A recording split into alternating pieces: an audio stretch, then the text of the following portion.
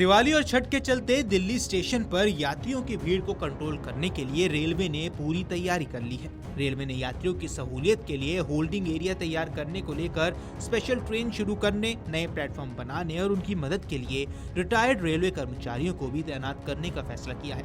आने वाले दिनों में यात्रियों को नई दिल्ली रेलवे स्टेशन पर कई बड़े बदलाव नजर आएंगे। दरअसल इसी साल 15 फरवरी को नई दिल्ली रेलवे स्टेशन में भगदड़ से 18 लोगों की मौत हो गई थी। इसी को ध्यान में रखकर नई दिल्ली रेलवे स्टेशन पर अजमेरी गेट की तरफ होल्डिंग एरिया का निर्माण किया गया है, क्योंकि दिवाली और छठ के समय यात्रियों का दबाव नई दिल्ली रेलवे स्टेशन पर बढ़ जाता है। ऐसे में यात्रियों की सुविधाओं को ध्यान में रखते हुए इस होल्डिंग एरिया का निर्माण किया गया है। नई दिल्ली रेलवे स्टेशन में तैयार किए होल्डिंग एरिया को कई हिस्सों में बांटा गया है। इसमें यात्रियों को हर कदम पर सहूलियत मिलेगी। यात्रियों के लिए प्री टिकटिंग एरिया और पोस्ट टिकटिंग एरिया तैयार किया गया है। इन क्षेत्रों में यात्रियों के लिए 25 से ज्यादा टिकट काउंटर, 25 स्वचालित टिकट वेंडिंग मशीन्स लगाई गई है। इसके अलावा यात्रियों की हर तरह से मदद के लिए रेलवे ने रिटायर्ड कर्मचारियों को भी लगाया जाएगा। ये लोग यात्रियों को टिकट खरीदने से लेकर ट्रेनों के बारे में भी जानकारी देते हुए नजर आएंगे। यात्रियों की सुविधा के लिए इस क्षेत्र में 150 से ज्यादा टॉयलेट्स भी तैयार किए गए हैं। इतना ही नहीं, होल्डिंग एरिया में यात्रियों के खाने पीने का भी विशेष इंतजाम किया गया है। रेलवे द्वारा फूड स्टॉल लगाए जाएंगे। इसमें यात्रियों को सस्ती दरों पर खाना मुहैया करवाया जाएगा। इस क्षेत्रों में यात्रियों को रेगुलर के अलावा स्टेशन ट्रेनों की जानकारी देने के लिए जन संबोधन प्रणाली विकसित की जाएगी। इलेक्ट्रॉनिक डिस्प्ले बोर्ड्स लगाए जाएंगे ताकि ट्रेनों के समय और प्लेटफॉर्म की जानकारी यात्रियों को समय से मिल सके। वहीं छठ पूजा श्रद्धालुओं के लिए छठ से संबंधित फिल्मों और भक्ति गीतों के लिए LED वॉल लगाई जाएगी। सामान की जांच के लिए लगेज स्कैनर्स भी लगाए जाएंगे। रेलवे के अधिकारी इन कैमरों के जरिए पूरे स्टेशन पर नजर रखेंगे। सुरक्षा के मद्देनजर प्रतीक्षालय के अंदर और बाहर बड़ी संख्या में पुलिस बल और RPF के जवानों को तैनात किया जाएगा, ताकि किसी भी आपात स्थिति से निपटा जा सके और यात्रियों की यात्रा सुरक्षित और सुविधाजनक हो। इस होल्डिंग एरिया में यात्रियों को प्राथमिक चिकित्सा सुविधा उपलब्ध भी करवाई जाएगी। उत्तर रेलवे के सूत्रों का कहना है कि नई दिल्ली रेलवे स्टेशन पर पहली बार स्थायी होल्डिंग क्षेत्र तैयार किया गया है। यहाँ एक समय में 6 से 8 हजार यात्रियों को रखने की क्षमता होगी।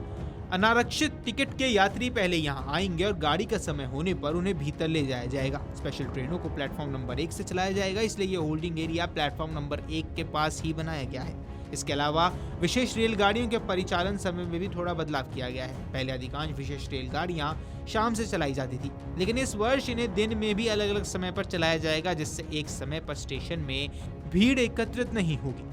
अब सूत्रों का कहना है कि दिवाली और छठ पर यात्रियों की सुविधा को ध्यान में रखते हुए इस वर्ष केवल दिल्ली डिवीजन से विशेष गाड़ियों की संख्या में लगभग 50% की वृद्धि की जाएगी।